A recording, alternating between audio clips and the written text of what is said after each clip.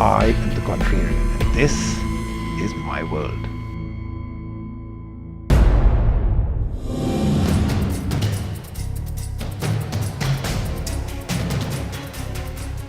Hi, I'm Saket Modi.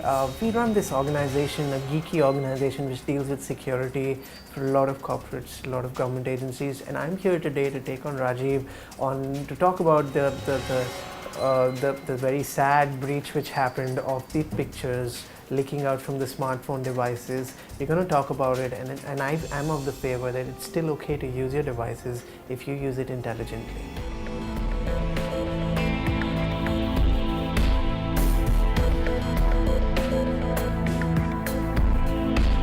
Okay, we're going to get started with this. You saw it. I promised you it'll happen. A phone actually hacked on television, maybe for the first time in the way we showed it to you. Shows you the vulnerability of what you carry in your pocket. You think it's the safest place in the world. The illusion, therefore, leads you to do things with your phone that you would never do before. Why do celebrities have 4.3 naked pictures of themselves on each phone? That I may not be able to answer today. For the rest of it, we have Mr. Modi. Okay, so I'm going to start off first with this whole idea that you were able to demonstrate a phone being hacked, right? And of course, it's not only about the phone. The phone is one device, one vehicle by which we access our digital content. Sure. I know we'll talk about all the others, the cloud and a notebook and whatever, between the server and whatever you use. But let's just understand this first. Why do people live under the illusion that I've got a 4-digit password, or I have, like you were saying before, I have a fingerprint password on my phone, and thus it is Fort Knox? Okay.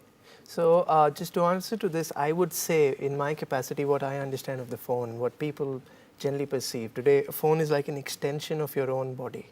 You know, it's no more considered as an external device. When you take the phone in your hand, and as you know, you pointed out, you would never have a picture without you having your clothes on in a desktop on a folder. Yeah, because, I mean, I really want to know. I mean, do people keep nude pictures in their drawer? 4.3 of them. I don't know what the 0.3 is, which parts are getting cut off, but that's the average That's that the they average, found. Unbelievable. I mean, that's an amazing stat. Why do people slip with a mobile phone?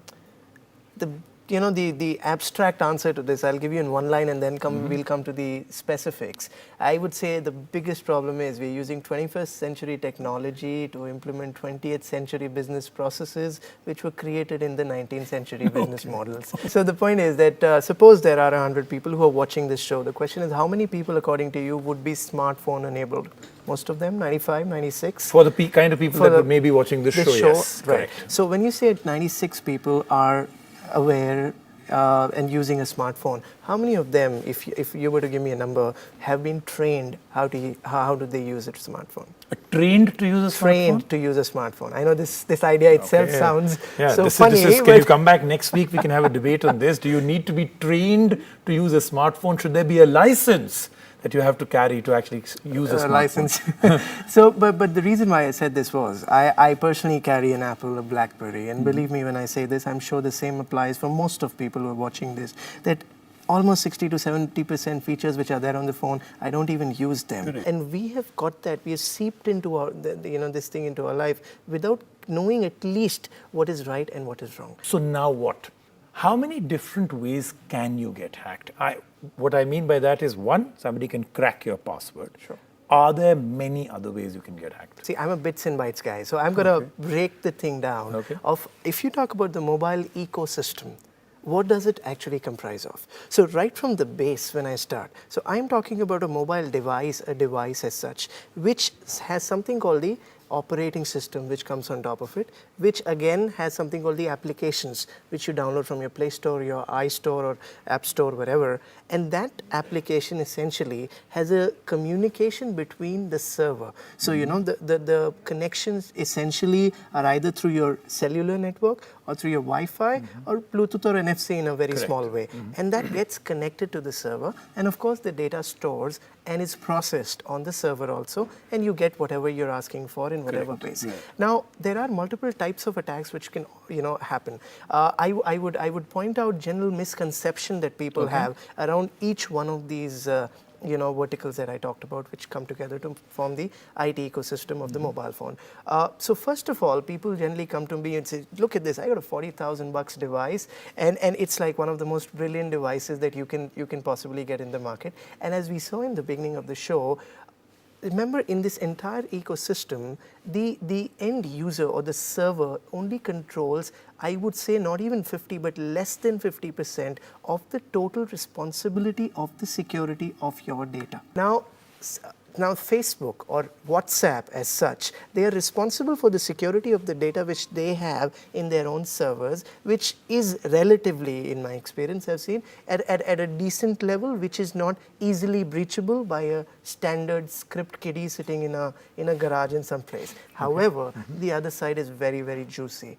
That's where the other side of attacks, that's a client-side attacks. One large misconception in the iCloud breach was that the iCloud itself was attacked, which is not true. So the iCloud was accessed by the celebrities, by their phones, by giving their passwords or whatever capacity. I mean, the way you set up an iCloud, the way you set up a the whole password. world would set up any cloud service as a backup on your phone. Right. So they did the same thing, and instead of attacking the iCloud on the server side, the hackers tried to breaching on the client side. So right from botnets, right from trying to monitor the traffic which is going on in what encrypted way, one of the normal generic attacks which are possible, instead of going into the attacks, I'll go layer by layer. So when I talked about the first part, that's the device and the operating system, because when you open a box, that's what you come with. Now, every operating system comes with their own exploits. I see, and most of the devices, I don't have these statistics, but they're using operating system for Android less than 4.0. So 2.3, 2.4, one of the most generically used softwares. And there are publicly available exploits where I don't need to be a classified or a professional hacker to get into your phone. I think what's happened is between client, server, and everything else, you might have geeked out a little bit between you and me, but maybe not everybody got this. Sure. So what we're really saying out here is that there are operating systems that can be exploited. You don't need programming knowledge. You don't need to be an ethical hacker or any other kind. You just can get it freely. And when he says that they can be exploited, it means you can actually break into a phone with no knowledge other than the fact that you actually get that piece of software. And it comes with instructions on how to use it. And we are just at the operating system. I mean, I've not even touched the tip of the iceberg. So we're just starting with the operating system. Let's move down. Let's move down on the application layer. I mean, application is like, wow, it's like, my eyes glow up when I talk about it. So why I'm saying this is the Verizon breach report of 2013 says that a major number of applications, and they actually went ahead and told 80% of the total applications in the Play Store are using your permissions which they should not be using, and misusing your personal data without you knowing it. In fact, the app that we saw in the beginning of the episode, that does the same thing. I mean, I'm taking the same amount of information that a WhatsApp takes from your phone. The only difference is I showed it to you on the screen, and they don't show it. They process that to give you customized ads, and they make products out of you and sell you. Okay, so the OS can have vulnerability and can be easily used. App stores can actually have that, and if you know which kind, then you can actually use that as part of hacking into a phone. Are there more? Absolutely. So when you talk about we're just starting. So that was the App Store, and that's the application layer. Now when you go on top, now apps need to connect. Nobody likes a dead offline app. Now you need to connect to the server. Essentially, there are two ways by which you connect in a generic way. One is either using the mobile network, or the other is using the Wi-Fi. The most generically, of course, I'm not counting the Bluetooth and the NFC. So when you talk about the network attacks which are possible, believe me, there's an ocean of attacks. But isn't Bluetooth, the fact that you're ignoring it, one of the easy ways to get in? Because most people leave Bluetooth on, they don't really realize it. A lot of people use their phones in their cars, so they don't have a switch on, switch off protocol. And therefore, Bluetooth being on is an easy way to even install malware or a kind of a... So there's something called blue snuffing. That's the way in which you hack into Bluetooth also. But as the trend shows, and because they're already publicly, again, it becomes easy to get inside the phone using Bluetooth. There is no doubts on that. Of course, it depends on what you can do inside, depending on the operating system, the permissions which is there. So yes, Bluetooth is definitely one of the ways. However, the more juicy ways, because again the nerd kicks in. So that's where the network and that's where the Wi-Fi comes into the picture. You know what's happening right now? I can tell you. Okay. A lot of people out there are going, "Oh my God," and a lot of people are saying, "Wow.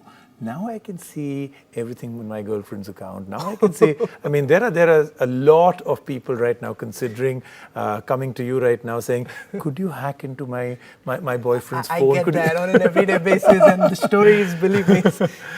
But if you were to leave somebody with a piece of advice right now, what would it be? One piece of advice is that the mobile has enabled us with tremendous opportunity, and there's no denying on that fact. But we need to use it intelligently to go to the next level, or we'll fall on the face of it. Okay, let me just put this in the straight way. Delete those nude pictures. We'll see you next week. Thanks a lot. Thank you very much. Thank you. Okay, bye.